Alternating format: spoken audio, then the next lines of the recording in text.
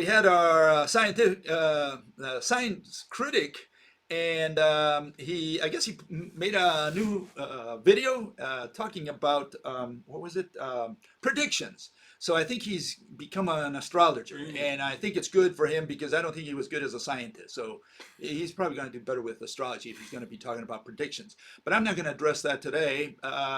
In fact, I won't address him in this instance because something else came up, and I think I need to address it. Christmas? Not quite. Here we have this fellow, and he says the following. He was a little upset. He says, I'm not sure who you're trying to refute, but these are not the words of Ayn Rand. Ayn Rand, some call her. Okay, some people call her. Please provide a source of the material that you are trying to attribute to Ayn Rand. And that's what he was criticizing, the fact that I took all these quotations from her, okay? And he didn't like a lot of these. He said, no, that's not what she said. And so we have to look at, what did she say? I mean, did she say all these things? Where did I get all this stuff? Did I get it out of the top of my head? Where did I get it from? And so the first thing we need to show is the books that she wrote. And these are the three main books where all these quotes come from. Okay, especially Atlas Shrugged, which was her first novel / where she gave her philosophy, etc., whatever you want to call what she gave, her recommendations. Mm-hmm.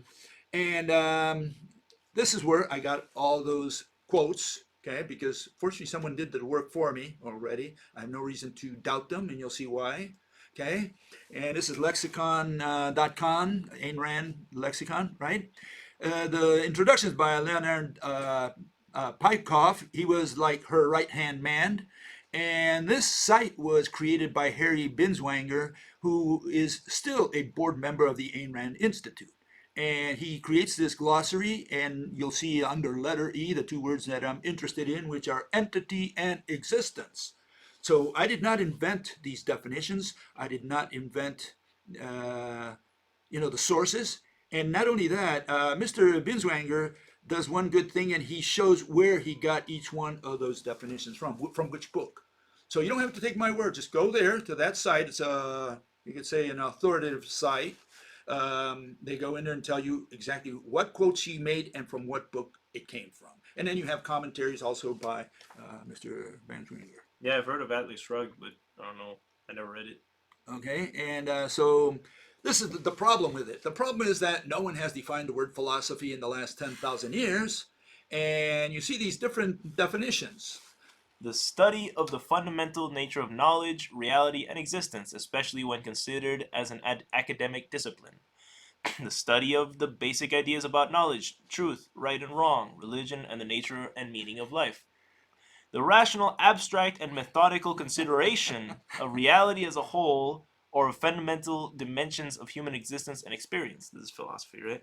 Yeah, all these are the different systematized study of general and fundamental questions, such as those about existence, reason, knowledge, values, mind, and language. And then I like the last one, which is the Stanford Encyclopedia of Philosophy, and it does not have a definition. Here you have, they're going to talk about philosophy, this is what they do, and they don't define the word philosophy. They're not big on definitions, are they? Yeah, so all these, they just vaguely state, oh yeah, philosophy is this, this, and that, and what you'll find really is that no one has really defined it. In fact, when you go, I think the Wikipedia says something along those lines, that no one really has defined philosophy very well. And they include ontology, they include knowledge, they include recommendations, politics, religion, a little bit of everything. It's like everybody's on a philosophy. Well, it's kind of because everyone means a little bit something different. Like, we all have the same ballpark, but if you put it, if as soon as you cookie cutter it, people are like, nah, but what I consider to be philosophy has things that aren't in your cookie cutter. And you know why that's the problem? Because no one defined the word philosophy. Well, if you define the word philosophy very strictly, a better way of saying we haven't agreed on, No, it's not a question of agreeing. It's a question of defending your definition, showing that you can use it consistently. That's the way we do it in science.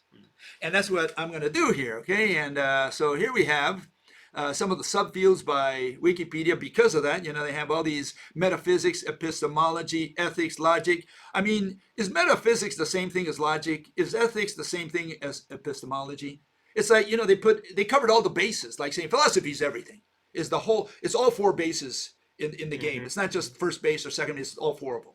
That's what they did essentially. And so It becomes anyone a who, useless word. so yeah, in a way, it becomes a useless word because I do ethics. I'm a philosopher. The other guy says, but I do knowledge, and I'm a philosopher. And it's like we don't talk to each other because I'm a different kind of philosopher. It's are we in philosophy or not to begin with? The And word so, has lost its meaning.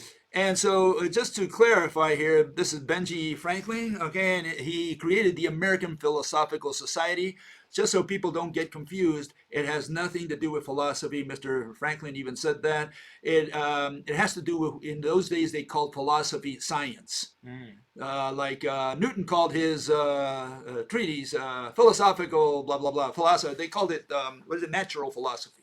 Okay, so just in case, the American Philosophical Society has nothing to do with philosophy. It's got to do with the study of what they did in those days, which was known as natural philosophy, which today is called science, okay, which is the line of Newton, not the line of philosophers such as Aristotle and so on, not wholly from there. Okay, so here we have it. These were not philosophers.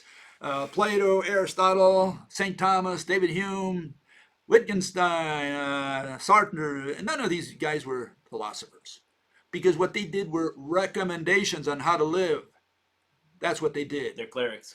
Yeah, and recommendations is known as a religious person. It's a person who goes out there and says, look, this is how you should behave in society, or else this is what's going to happen to you. And this is the way government should be run because otherwise, and so on. That's what Ayn Rand did. She did a lot of that. And she tried to justify it by saying, I'm going to define some of the key terms: entity, meaning object, thing, and existence. And she failed miserably at both, as I showed this fellow, okay? Because her definitions are no different than David Hume's and Immanuel Kant. They had the same definitions. In other words, I mentioned this a couple of times already, where Kant, especially Hume, said he could see no difference between the word object and the word exist. Because he says, what does exist add to the word object? And Kant said exactly the same thing 50 years later in his treatise. And so the issue is, there is a difference. Object is that which has shape, and existence adds location to it. They are not synonyms. And good old Ayn Rand, she did not discover that, and so she doesn't get a cigar. I don't think she likes cigars anyway, so that's good. Hard to smoke them. And so here's the philosophical definition of philosophy. Okay, this is the one they should put at the Stanford Encyclopedia of philosophy. Science is divided in two parts, and science does what? Rational explanations. Physics deals with rational explanations of phenomena, looks at causes and mechanisms, and the bread and butter is the object. What does philosophy do? Well, philosophy is rational explanations, because it's part of science, a branch of science, of what? Of behaviors. And it looks at reasons and purposes, and the bread and butter is the concept. Okay? Philosophy, rational explanations of behaviors. I guess another good, clean way to distinguish those is how and why, right?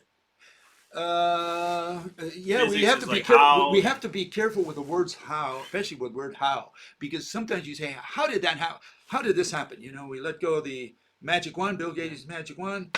How did that happen? Some people say, "Well, it happened at 9.8 meters per second square." Okay, yeah. And so the word how can be treated. No, but that's how fast. I just mean how. I don't mean how fast. Or how much, No quantification, just but how. see, this is the issue. The issue is how is a little misleading. Oh, so is why. And you could why? say why No, but why also is misleading because people confuse philosophy with physics.